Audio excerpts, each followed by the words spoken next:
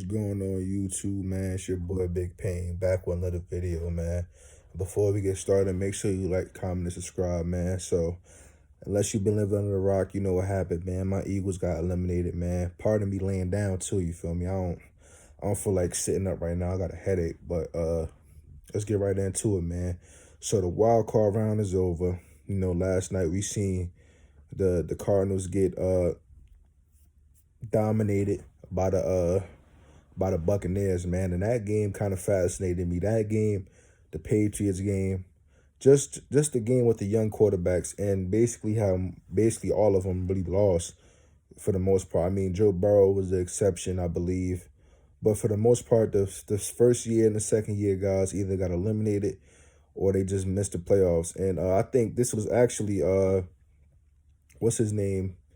Kyler Murray's third year now, if I'm mistaken. Or maybe second year, I forgot, pardon me. But yeah, so here we are, we talking about this Hurts thing again, and here's my take on it. Um, and just my recap of the game. For starters, I'm gonna get right into my recap. We're gonna start with the offensive and the defensive coordinators, which is basically Jonathan Gannon and Sirianni. Sirianni is the play caller, so I'm gonna give him the nod as the OC basically.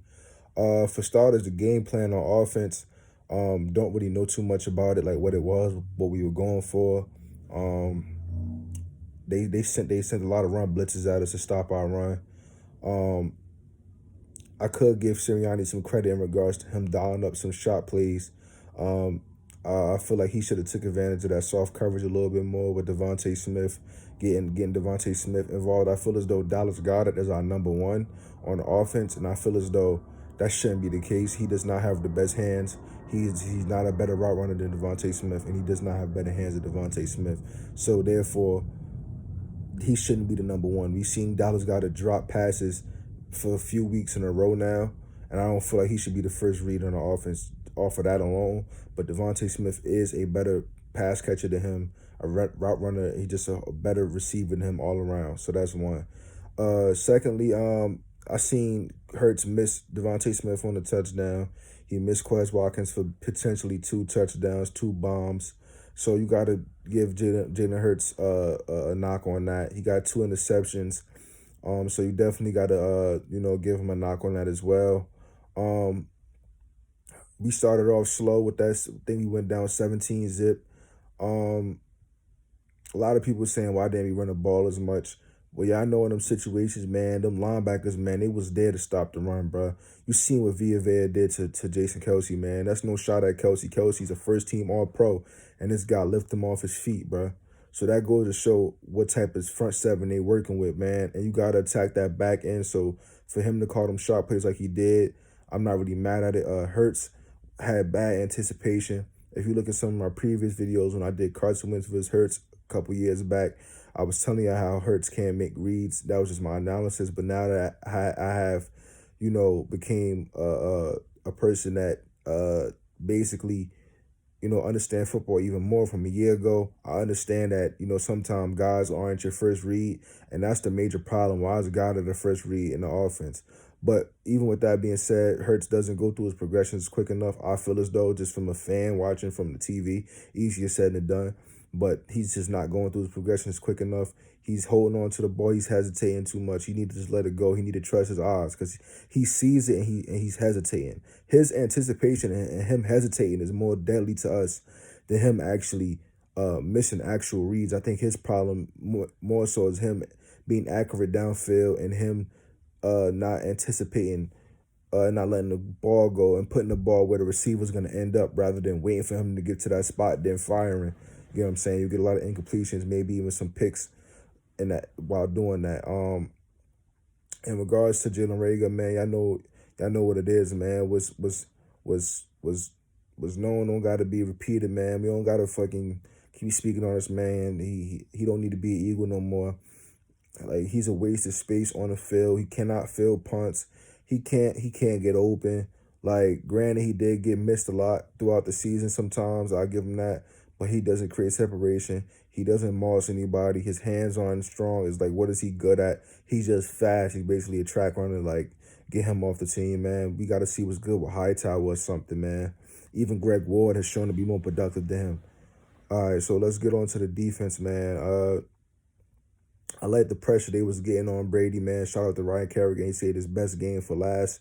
Uh, to be honest, Jonathan Gannon, his game plan wasn't even that bad. I believe, he came down there, got chopped up back-to-back plays, but, he gave up 17 in the first quarter. I mean, in the first half, somewhat unacceptable, but I feel as though he did put us in position to win.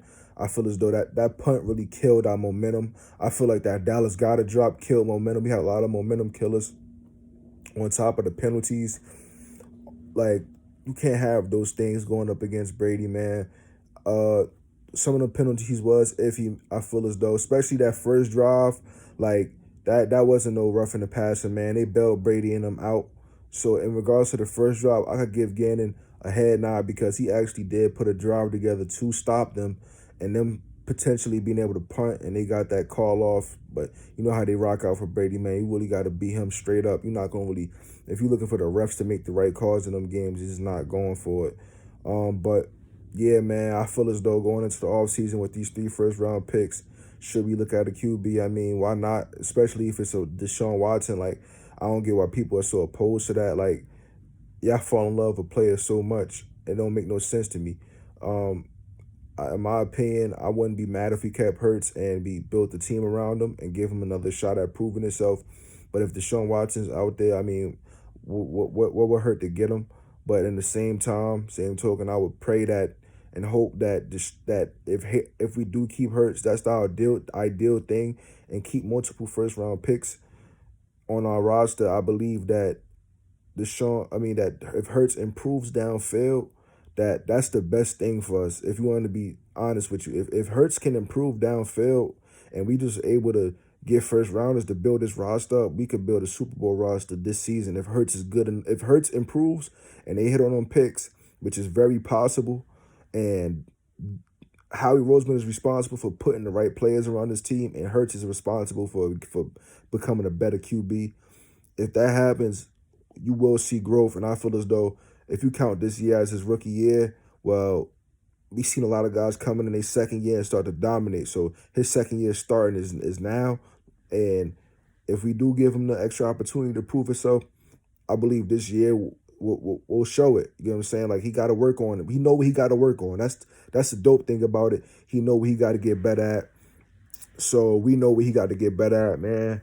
And if he gets better at that, he's going to be a top 10, potentially top 6, 5 quarterback in the league, man. So y'all let me know what y'all think in the comments, man. Catch y'all later.